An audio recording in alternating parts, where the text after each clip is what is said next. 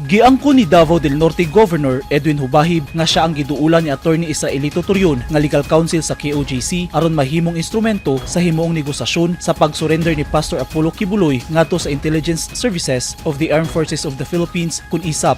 Sumala ni Hubahib, ground pressure sa kapulisan ang gingong gitudlong rason sa pagsurender ni Quiboloy sa ISAP. Kapayin ka sa maong negosasyon o nagsugod ni atong August 30 si Attorney Bobby Torion nakikistorya sa kuha nga gusto nilang makikonek sa Philippine Army, and then kaistorya na ko ang battalion commander sa 60 IB na na-assign sa Doña Andrea Asuncion, Davao del Norte, and after that nagkita mi with Attorney Torion diri sa Davao, and nag-request si Attorney Torion nga kung pwede maistorya nila ang ISAP. So head sa ISAP, so diyan nag-start ang negotiation. So nasundan atong August 31, then nasundan sa mga September 2, then after September 2 amo nang nanami idea nga ang gusto sa KoJC Board of Directors and Attorney Bobby Torion na gusto nilang i-surrender si Pastor Apollo Quiboloy sa ISAP Philippine Army. So mismong si Torion ang nistorya kang Hubahib nga sa ISAP isurrender si Quiboloy ug dili sa PNP. Gani gikumbinsi pa namo nga ngano dili na lang sa PNP, pero ang ilahang worry sila kay ang PNP ang naa sa sulod sa KoJC. So gusto nilang laing department sa security ang ilahang kaistorya. So after ato nagsunod-sunod na ang personal na mong meetings, then ni abot ang deputy commander sa ISAP atong Friday. So pag istorya gipresent na nila nga gusto na ni Pastor Quiboloy nga musurender.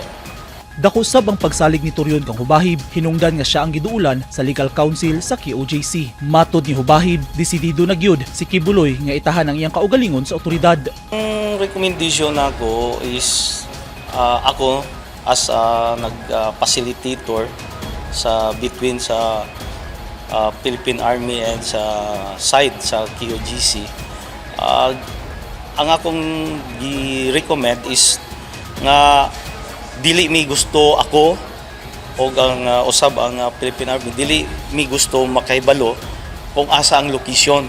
Dili pwede nga ilahang isulti while nga ongoing pa ang negotiation. Tungod kay naglikay mi nga basig unyag na mga interruption nga mahitabo, basig madamay pa ta o kita pa'y mapasangin lang.